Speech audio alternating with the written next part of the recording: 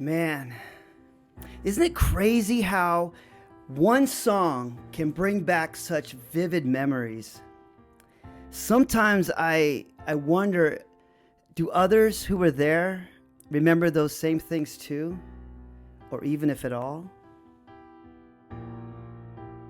In a small studio apartment in Northwest Phoenix during the early fall of 1989, I found myself sitting at a quaint cafe-style table slid against the kitchen wall with two neatly stacked cassette covers on top of a thin book to the right of my plate.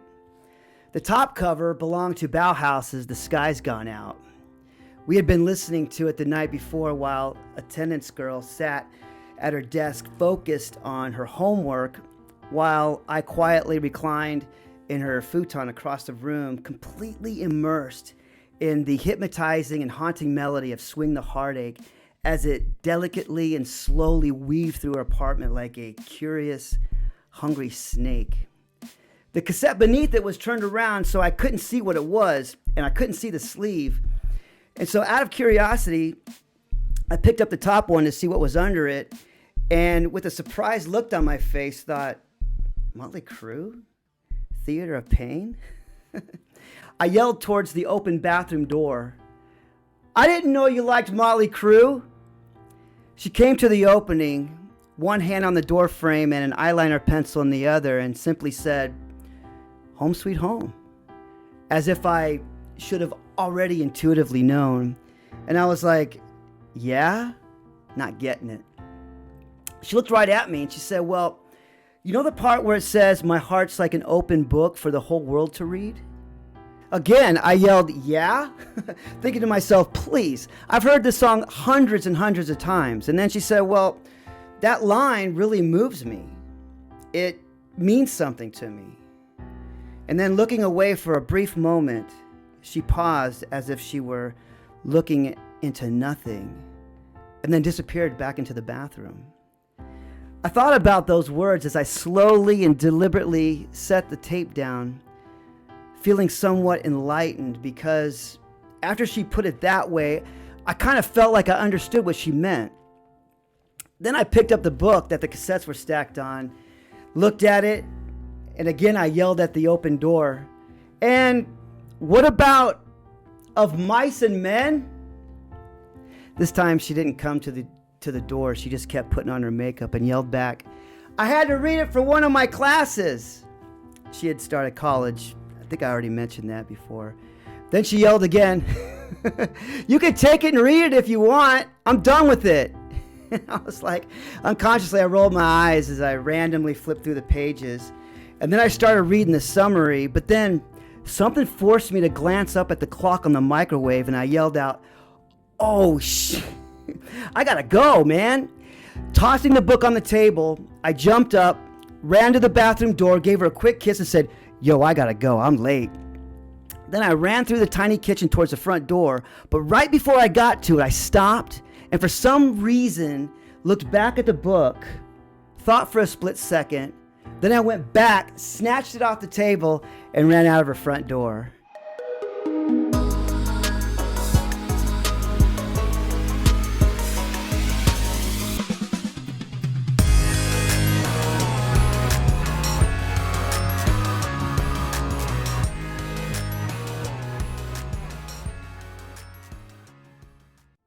Hello, everyone. My name is Bishop Friesch, and wherever you may be watching or listening, let me first thank you very much for being here and welcome you to My Life Through Music, a project where I talk about the songs and music that were either there at the time or describe the thoughts, feelings, or emotions I was experiencing at these particular places and at these particular times. And the song that was there and represents these memories is Home Sweet Home by Motley Crue, released in 1985.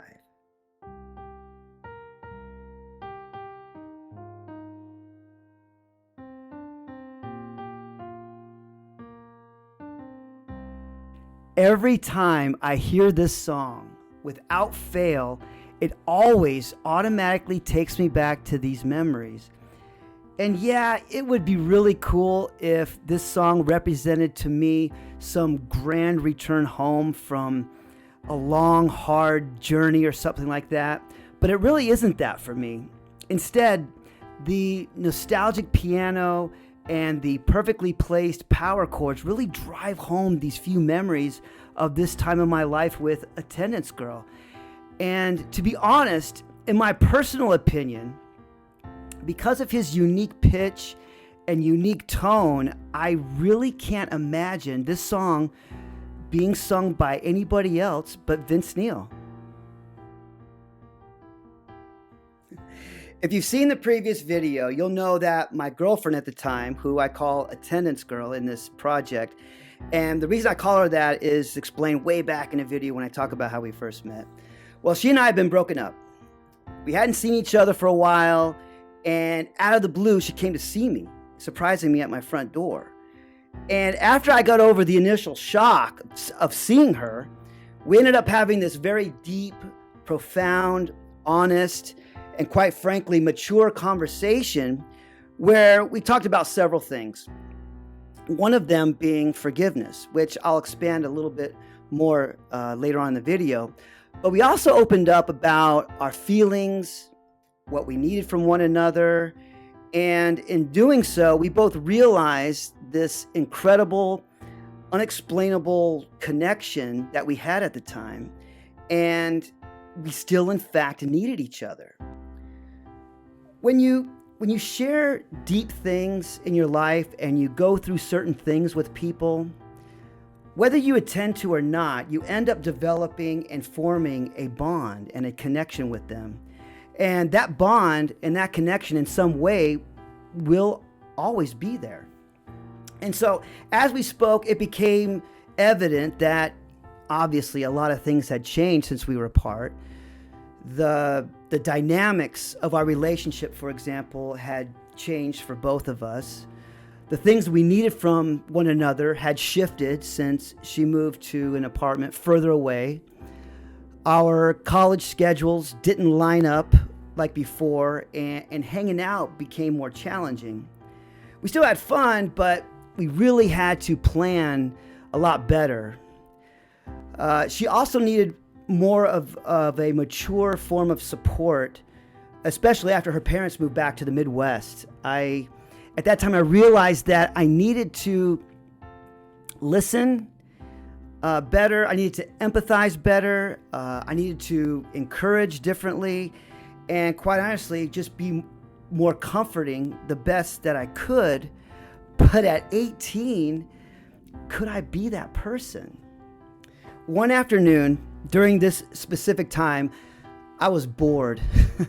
I had some time on my hands, and I was in my room, sitting on my bed with a pillow kind of propped up behind me, with my hands kind of clasped behind my head, just contemplating the universe and life.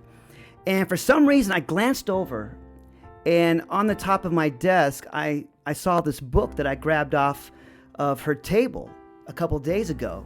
And so I just leaned over and I snatched it off my desk and I started reading it. At first, it was just out of straight boredom, but as I read it, I found myself, for some reason, getting more and more drawn in.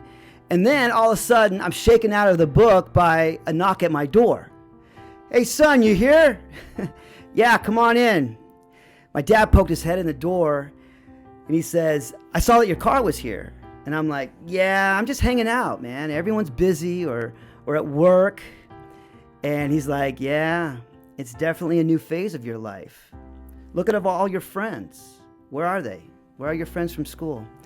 Yeah, I know. Most of them are in college or working." And he's like, "Yep, life is changing. This is why I want you to be more focused on the future." And I'm like, "The future?" So he looked at the book and he said, "What are you reading?" I looked down at it and I was like, just a book I got from Attendance Girl." And he's like, "Well, what is it?" I'm like, "It's called Of Mice and Men." And he's like, Steinbeck." And I'm like, "What?" He's like, "That's who wrote it, son. John Steinbeck." "How far are you in?" "I just started." Then he said, "When you finish it, come and see me." And then he walks out. And I'm like, I yelled back at my door. I'm like, "Why? What for?"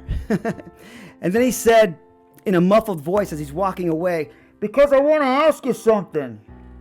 And I was like, whatever, it's just a book. So I finished the book in about a day or two, and it wasn't too terribly long. Maybe that's what appealed to me. But the ending was nothing I expected. And so like my dad asked me, I caught up with him one day and I said, hey, Dad, I finally finished that book.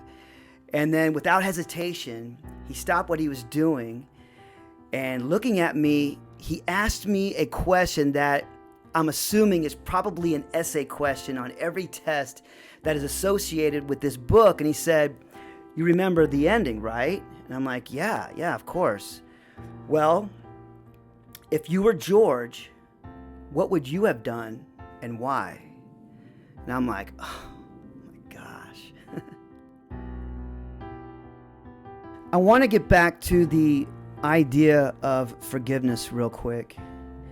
In the case of attendance girl and I, the person I loved at the time, the person who ended our relationship, and for good reason, that person was now part of my life again. Why? I suppose it could have been for several reasons. Maybe there was a sense of feeling that our journey wasn't over yet. Maybe we were drawn back together to perhaps explore even deeper aspects of our connection, because it truly was incredibly deep. No doubt one of the deepest connections I'd ever made. Maybe we had emotional or spiritual gifts to still give and receive from each other. I don't know. But what I think was one of the most important things that brought us back together was experiencing the process of forgiveness. It's not easy to ask somebody for forgiveness, especially when you're young, inexperienced, and think that you know everything like I did.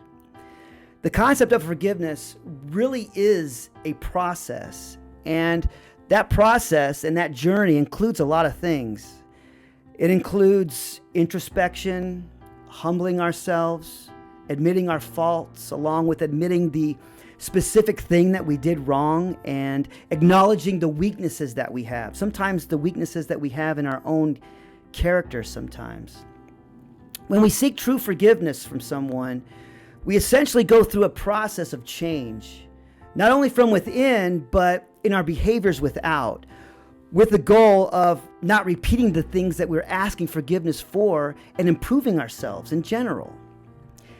And when we're given that opportunity to ask somebody for forgiveness, whether we go to them or they come to us, we now can begin that process by, again, admitting to that person what we did wrong, owning it, taking responsibility for it, ensuring that we won't do it again, and then making the necessary changes in our lives so that we don't repeat that behavior again. And when we ask somebody for forgiveness, and we do it with true remorse and true contrition, in many cases, you will find that you will be forgiven. But that's when the real work begins. Now, do they have to forgive you? No. People aren't obligated to forgive us when we ask for it, and vice versa. Asking for forgiveness is a personal, voluntary choice, just as forgiving someone is equally personal and voluntary. It's up to the individual. But what happens when someone doesn't want to forgive us? Personally, I feel, and this is important, when someone doesn't want to forgive us, I think it's important that we should still adhere to everything that we outlined in our apology, because not only does it make us a better person, it also shows that person and those around us, for that matter, that our apology was, in fact, sincere and that we honestly meant it. Otherwise, it just looks fake and disingenuous. Sometimes, myself included, we go into the forgiveness process trying to give up as little as possible.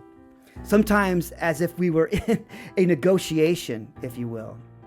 And that's not going to get us anywhere that we want to be with that person. But if and when we are forgiven, it really is a huge release. the weight that we've been carrying around is finally lifted, and both people can start to move forward. Now, the person who did the forgiving, they also have their part to play as well. If someone has truly forgiven somebody, I feel that one thing they shouldn't do is they shouldn't keep bringing it up again and again and again. And believe me, we could go much deeper into the aspects of the forgiving process.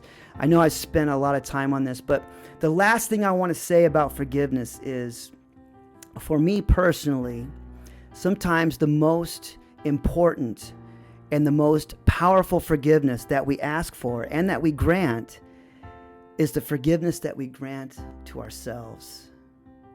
There's an excerpt from the book of Mice and Men, and it has always stayed with me ever since I read it. At the end of the book, and I'm quoting from the book, quote, Lenny said, "I thought you was mad at me, George." "No," said George. "No, Lenny, I ain't mad. I never been mad, and I ain't now. That's the thing I want you to know," end quote. And that has always stayed with me. I believe that there's probably many, many reasons why. Privately, I think I may know why, but that's not important right now.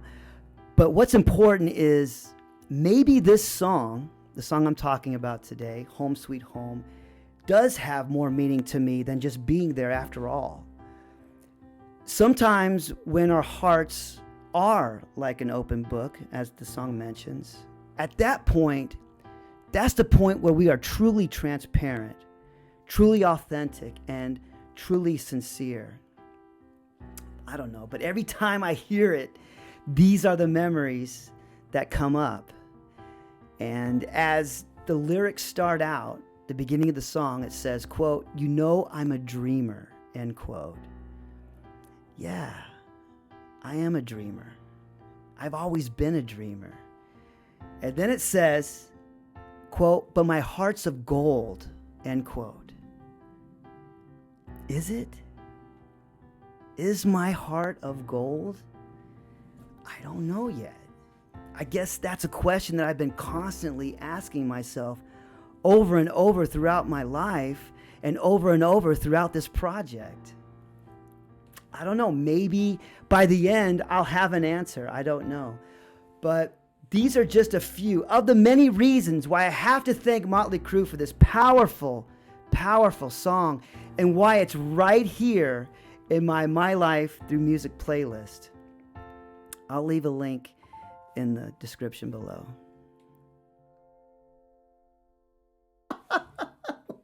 Well, college life wasn't turning out to be what it was supposed to be, especially from my parents' point of view.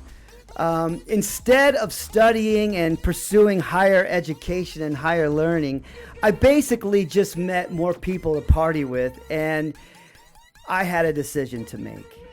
And I plan on talking about that and a little more the next time I talk about my life through music.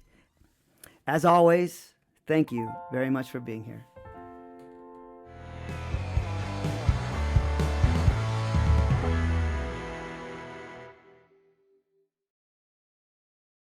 As always,